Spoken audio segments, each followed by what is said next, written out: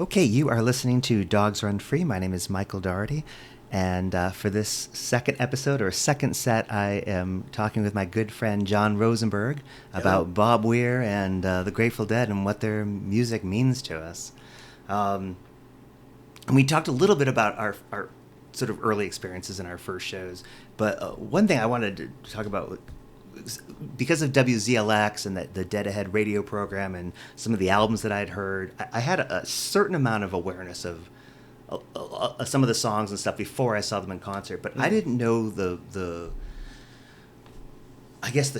structure. Even it's kind of weird to talk about the structure of a Grateful Dead show, but I wasn't aware. I knew there were two sets, and that was kind of about it.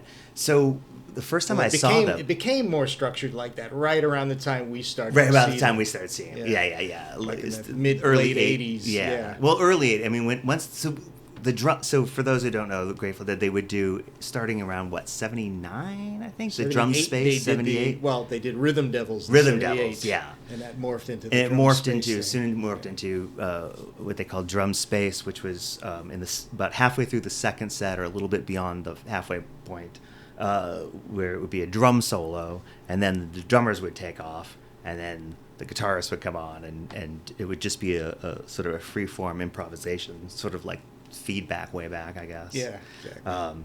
But that was something I was not aware of when I went to see them. I didn't realize that was so... No, I had no idea. Yeah, so when it was going on, I was like, this is incredible. And I assumed that was the finale of the show. I thought I was like, this is wild. This drum solo is just going on and on. And then the guys came out, and they were just going all over the place, and I thought, this is fantastic. And then they played like 4 more songs after that. I thought, oh my God. I had no idea. And that was what... it was that shirt. There was nothing like a Grateful Dead show. It was also a bumper sticker. And stuff. It was one of those things, and we used to say that all the time because there was nothing else like that. There was nothing like what they were doing. Nobody else was doing it. Yeah, my first concert was. I think I knew one song. I think I told you this. They played because at that time all I had was Dead Set. Right. American Beauty and Working Man's Dead. Yeah, those are the only 3 albums that I had that I knew anything from, and the only song that they played on that concert I went to was "Box of Rain" from those 3 albums. That was the encore of my first show. Yeah. So I was like, okay, I know this one, But that was the thing. It was exciting to learn new stuff because some of the songs they played at my first show I had never heard, and I loved it. It wasn't, and I think I've taken that into sort of my appreciation of going to see other bands. I love hearing new material. I know some people go to concerts and they only want to hear that's their hits and their how I started. Things. Was right. I wanted to hear it the way it was on the radio. Yeah.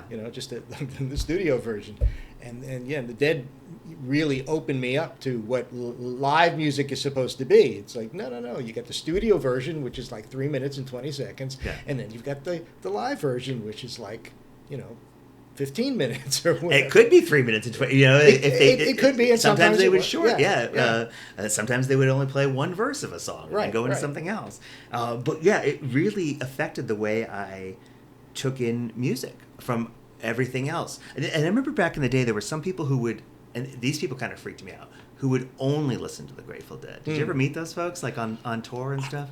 No, I never went on tour, honestly. Okay. But or in the parking lot, or I'm sure I have met people like that, but not that many really. It wasn't that many, but it stuck to me because I thought that's. I mean, there've been times in my life when I've been that guy.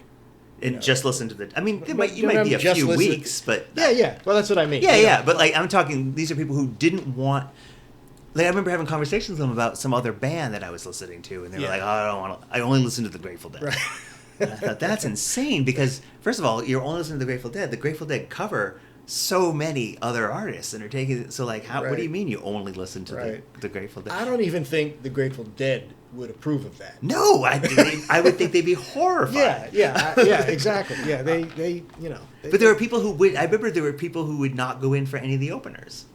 On the summer tours, they wouldn't even go in. I missed openers, but usually just because I was fucking around in the parking lot, and I looked at my watch and oh shit, I got to get inside, and I remember at that Giant Stadium show, that we didn't like. Little Feat opened. Was it Little Feat or it was Little Feat. You're Little right. Traffic Feat. was 94. And I got it. I got in there and I'm like, oh, cool, great. I asked the guy, oh, did Little Feat's go on yet? And he's like, oh yeah, you just missed them. I was like, oh shit. I always went in for the openers. No, I wanted to. Yeah. I wanted to see Little Feat. I love Little Feat.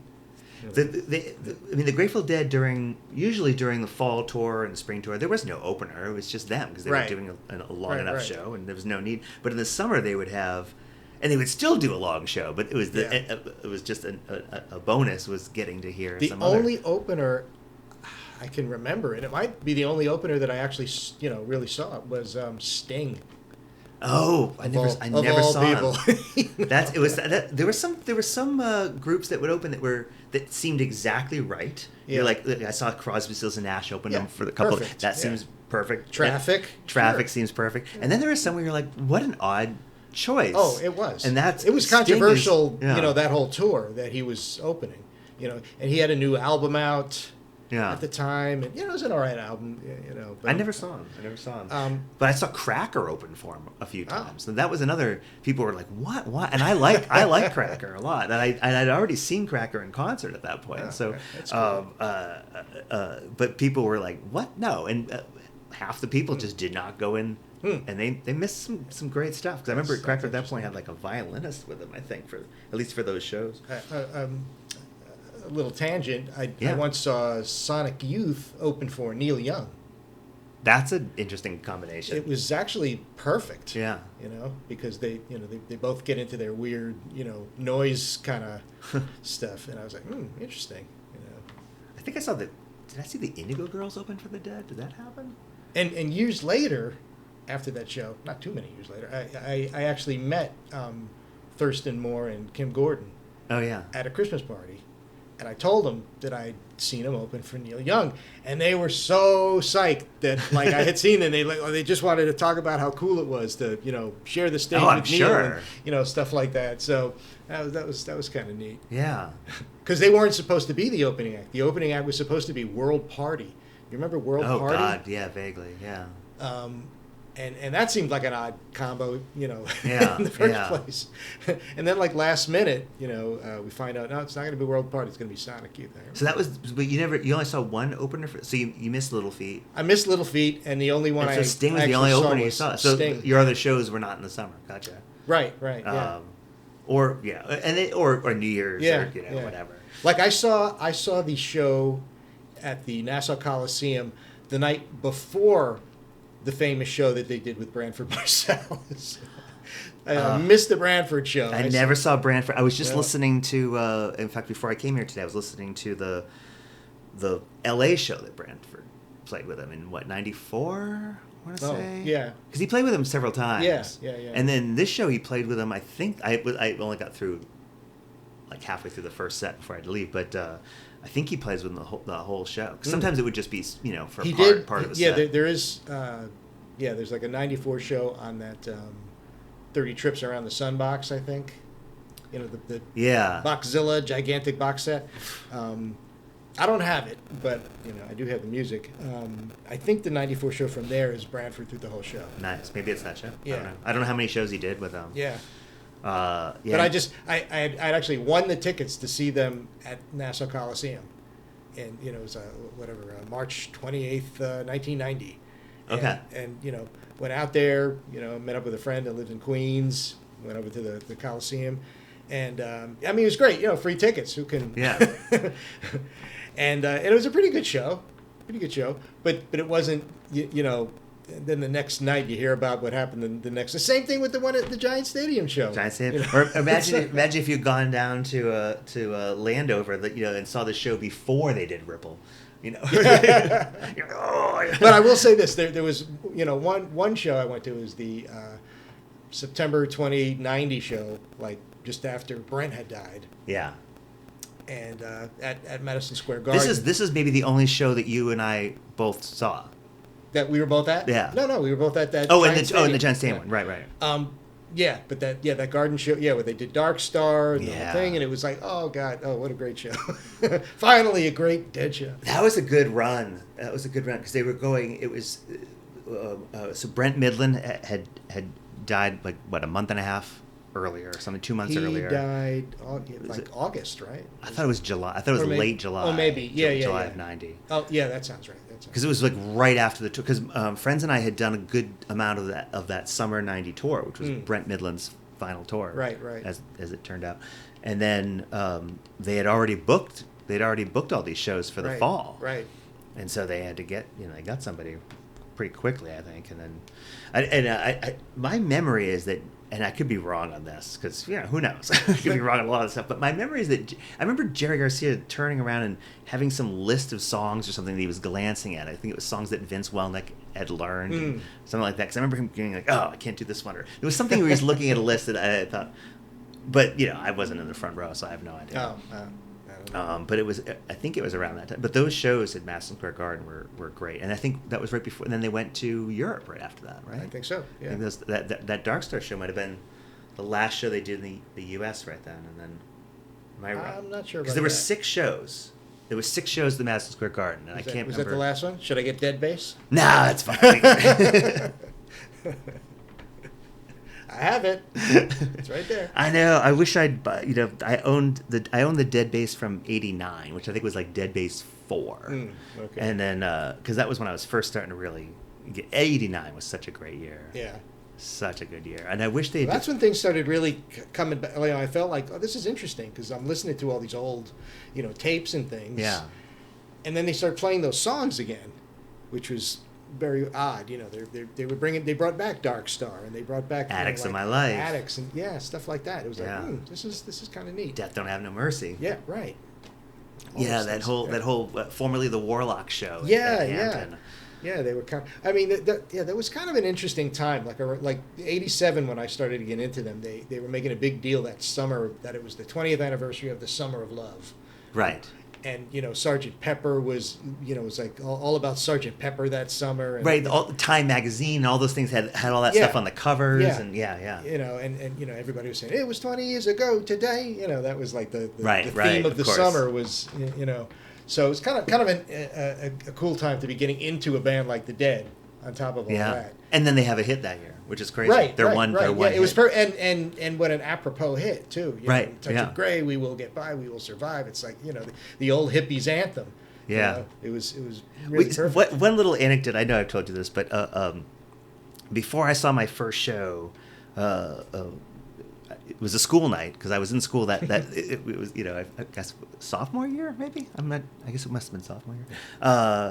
And I'm in school, and it was some kid who I wasn't really close with, wasn't close friends with, who was like, I don't know why you're going to see the Grateful Dead. They might not even play Touch of Grey, as if that was what I was going for was one song. And I thought, I said, I don't care what they play. That's how I was. So happy. That's how I was when I first started going to college. When I went to see Yes, I was like, they better play Owner of a Lonely Heart. Well, the funny thing is, and they did. I was like, right, of course. Yeah. I was like, I don't care what they play. I'm just happy to finally go see them. And then open the first set with Touch of Grey. It was the first song I ever saw them perform. Get it out of the way. Yeah. I mean, I love that song. No, I do too. I love it. I loved it then. I love it now. I think my appreciation for that song has grown over the years. Yeah. Well, certainly has as I have acquired my own touches of Grey. So that was 87 when that was a hit? Yeah. So what is that, 38 years ago? 39, right? Wait, it's 20... I don't know, it was a while ago. I don't know, yeah. That's quite a while ago. Never been my strong suit. But yeah, they'd had some regional hits, I guess, with Truckin' and a couple other songs, but they had never had an actual top 10 hit until they were in their 40s. Yeah. Which at the time they seemed so. I remember going to see them and I was so excited to see them. But I remember even at the time thinking, I'm not seeing them in their prime. I'm not seeing 77 or 73. That was 68. That was the one sort of disadvantage for me getting really into the Dead by listening to tapes from 72 through 78, kind of like really immersing myself in that period. And it's like But then listen. But then I look at it now from a perspective. I'm older than Jerry was when he died. Oh yeah. And I think, oh God, these guys were they were not that old when we were seeing them in the 80s. Yeah. No, I know. But there was that recognition at the time of like, it's great that they're still playing, but we weren't there for '77. We weren't there for the spring. No. We weren't at Cornell. A friend of mine, my other friend Mike, did see Keith and Donna once. Nice. I think it was out here, like the Forum or something. But he's. But then 89, 90 were fantastic years. I think even going back now and listening, I was like, and at the time we were really enjoying it and stuff. And then it got a little weak at the end there, like 94, 95. Yeah. It was just never. It was never what I really wanted it to be. Unfortunately, it was. Never, what do you mean? You would not in those years. You would not get like a 20-minute trucking, or rarely, or Eyes of the World or something. Like really, really extended, experimental sounding, jams. Like nothing like '73. Yeah. I mean that's just a unique period, and it was so. But even that going back to that Giant Stadium show in '91 when they opened with Eyes of the World, first set opener, and they jammed. Now it wasn't 25 minutes, but they did jam on it. And it was, they did jam. I mean, they were absolute like that 920 show with Dark Star and everything. I mean that got pretty far out there. And after. Were those the shows where they did keys? People would write it on the tapes. It was like Keyz, keys. It was before drum space. Oh, with Vince and Bruce Hornsby and Jerry. I don't know. I feel like that might have been sort of part of it. Yeah, I thought it was those shows, but it was a brief time where they did that. It was kind of a breakdown. Kind of thing. Yeah. And to me it was like, well, they're really, I mean. They're putting themselves. I don't remember anybody running keys on the tapes, but I remember hearing that kind of a part in the show. And I mean, I always wrote it with an S, but people would write drums with a Z too on some of the tapes. Yeah, like, so clever. That was the thing, so tapes. We have to explain what tapes Cassette tapes were this thing that used to play music in the old days. And we when we would trade tapes, it was always it was understood that they would be on Maxell XL2s.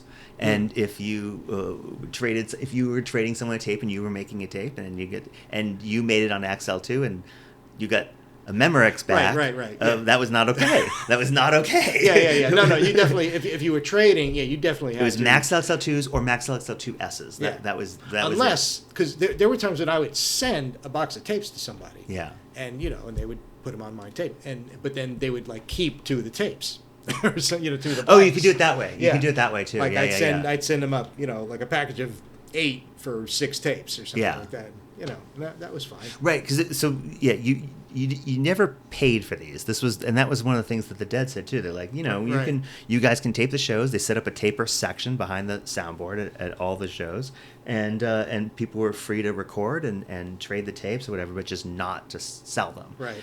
But I remember seeing there was a weird used record store in Massachusetts where they were selling bootleg Grateful Dead cassettes. I don't remember how much they were selling them for, but it was like shameful. Yeah, it was not okay. I did see one of the first things somebody gave me actually, beyond Dead Set and the other 2 albums was a vinyl Dead bootleg that I wish I still had. Now I'm like, that would have been a collector's item because apparently it was a fairly well-known bootleg. It was called like the Barbed Wire Whipping Party. I have what was it called? The Emergency Crew. Yeah. And Barbed Wire Whipping Party is on it. Yeah. It was like a white cover. Yeah, I have it. White cover. I have it on vinyl. That's what I had. It's like with kind of an orangey label on the disc on the the vinyl itself. I gotta find I have it. I gotta find it. Yeah. Somebody gave that to me because it's like, oh yeah, you like hippie music here, okay. It's such a crazy. And it was just, I was like, what the fuck is this? It's just like weird experimental, and it's studio, isn't it? It is. It's like it's them just fucking around in the studio when they're recording Anthem of the Sun, I think, right? I need to research this now because I need to go back to it. Yeah. Because I feel like Mountains of the Moon is on there too. So maybe it was Oxamoxa recording sessions. I don't know. I did read up on this at one point, but memories are just eluding me at times. Yes. Because I did want to find out like what that was, because people called it different things. Yeah.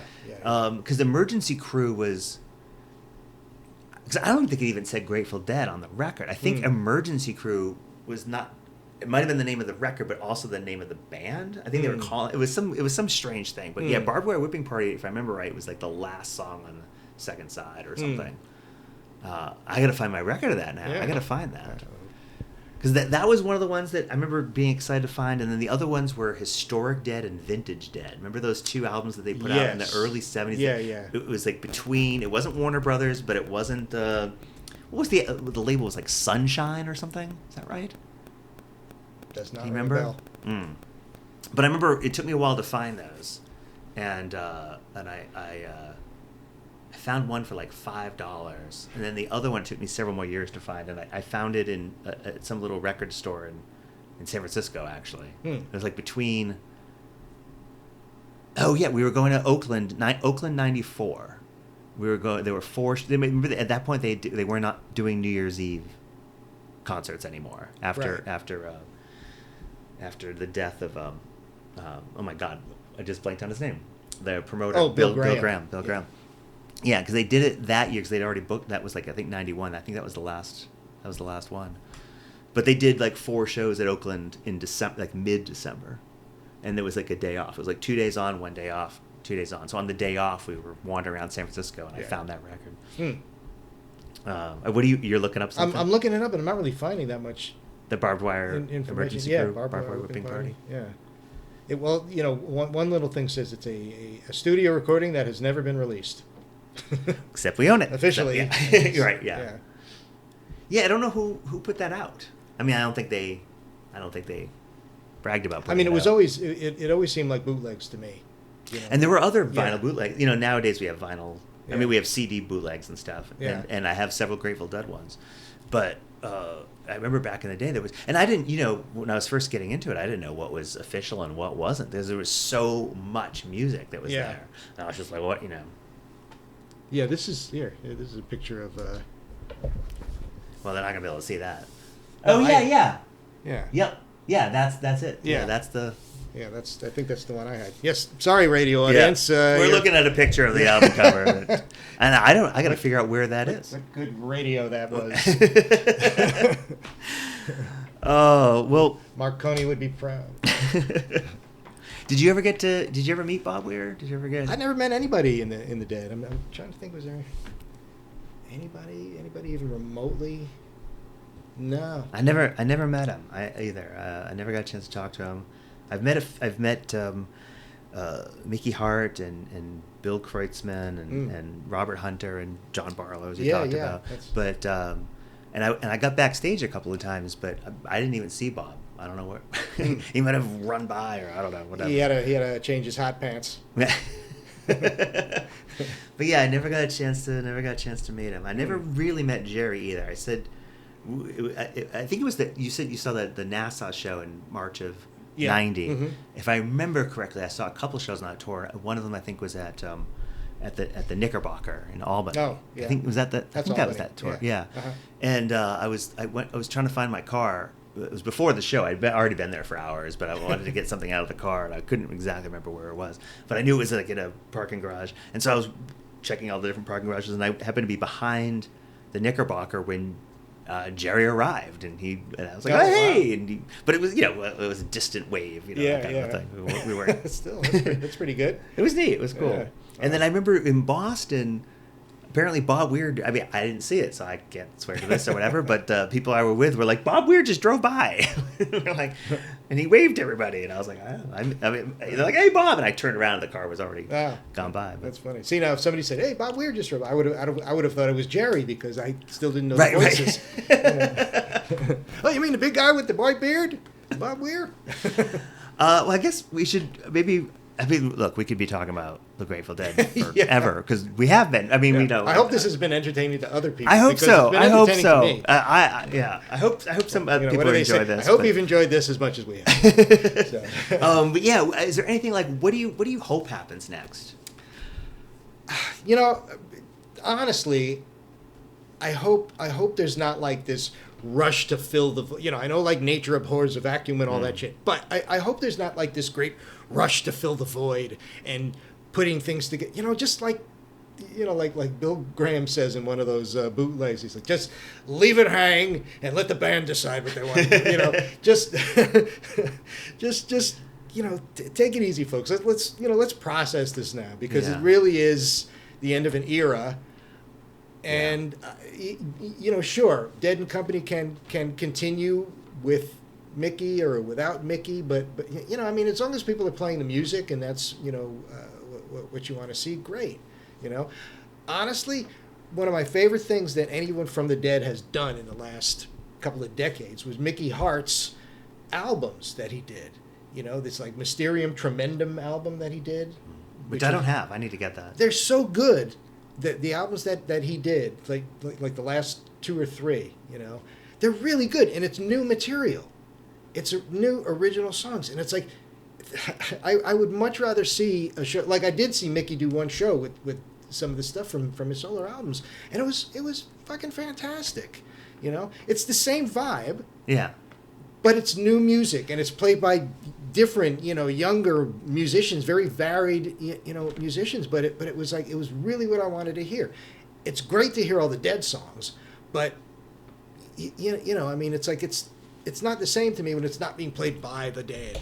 Right. Yeah. I mean, it was one thing I was a little bit surprised about with Dead and Company is they didn't add any new songs. Right. I mean, they didn't add any new. I mean, they added a couple of like some jazz covers in there and things like throwing in little hints and things like that the Dead didn't exactly do. But they weren't writing new material. And when that's why I was so excited when Bob Weir put out that solo album several years ago. I can't remember what year that was. And then he toured and we saw him. Right. And that was fantastic to me because it was new stuff. I was like, great. Like new. Blue, what's that one? It's called Blue Mountain. Yeah. And I loved it. It was, and I loved seeing him perform those songs live. And I was and I loved. Well, that was the thing. I was thinking if Dead and Company don't come back together, I'm cool with that because hopefully Bob will come back with his Wolf Bros thing and and do that whole. That's what I was. Again. Yeah. That I was. That was what I was hoping. I mean, too. that's something that's got me really sad. Is that like that's not going to happen now either? Yeah. I mean, because that was probably the most interesting Dead side project in years. I only got to see the Wolf Brothers a couple of times, and I thought those shows saw it with you. Yeah. We saw the one time where it was just the trio, which was great. But then when he brought in the whole horn section, and he had which is a completely Jeff different Chimenti on the piano, and they brought in all I mean, just really opened up the sound. It was great. I mean, that's the way I want to hear the music played is different. Find new ways to play the music. Yeah, and I thought Phil was really doing that a lot. Phil did that. Yeah, Phil was great about that. Phil and Friends. Yeah, I was surprised. I was surprised that Dead and Company, because Dead and Company existed for a decade. Yeah, and didn't write a song. No. And I thought, I mean, that we know of. That we know of, right? Who knows what's going to come to light? Maybe they tried. They're like, this is shit. Or did they record anything? Did they ever go into the studio? I don't. Not that I'm aware of. Yeah. But I was really kind of but the Wolf Brothers thing. I mean, I love seeing Dead and Company, but Bob Weir and Wolf Brothers, I think I'm going to miss more. Yeah. That was where I think, like when it was the final tour of Dead and Company, it was like, all right, well, if he focuses on Wolf Brothers, then great. Yeah. Because that's a positive. Exactly. And after they did the Fare Thee Well thing, it was like, well, good. Now we'll get like Rat Dog and Phil and Friends. But it became Dead and Company instead. Well, regardless of what happened, I mean, the music was definitely going to continue. I mean, this is going to, it's, the songs are out there, and there's enough musicians that love them that we're going to continue to hear. And some really good ones, too. And some really good musicians that we're going to hear, I'm grateful that certainly for the rest of our lives. And I would think, Bob Weir said something about a 300-year plan or something. Did you hear about that? I did not know. Something where he's like, it'll continue, and, the songs could, I mean, the archives are certainly packed to the gills with great stuff. Yeah, because they keep putting out they put out 4 Dave's picks a year in a box set or 2. I know. I wish I could afford to buy all this stuff. It's great. So the Dave's, for people who don't know, the Dave's Pick series is, and if you've been reading my blog, then you certainly know about this. But you get a subscription, and you get 4 Grateful Dead concerts in a year, like one every 3 months. Yeah. And then then there's a bonus disc, and sometimes it's two shows on a 4-disc set instead of a 3-disc set. And before that was Dick's Picks, and it's their archivists. So and there's plenty of stuff out there. I mean, the Dead played over 2,000 shows. There's a lot of stuff that they can be releasing, and with all the Jerry Garcia stuff. It's a great deal, and I do not work for the Dead.net or Dead. I get nothing for this endorsement, but it's just fun. You subscribe to this thing for the Dave's Picks, and like every 3 months or so, you get a new one. You don't even have to think about it. You just get a new Dead album in the mail. Yeah. You go to your mail, and there's something from the Grateful Dead. You're like, oh my God. Right, because most mail is distressing. Bills and garbage, and then there's this. Oh, okay. Yeah. Well, John, it's always fun to talk Grateful Dead with you, and I'm sure we'll be going to some more Dead-related concerts somewhere along the way. I hope there's some good stuff. Yeah, but let's take the time to mourn. Yeah, both Bob and everything else. Oh well, thank you guys for listening. Anyone who's stayed with it for this entire time, I really appreciate it. If you don't mind subscribing, that would help. And then I'll get back to interviewing musicians probably on the next one. All right, thanks for listening.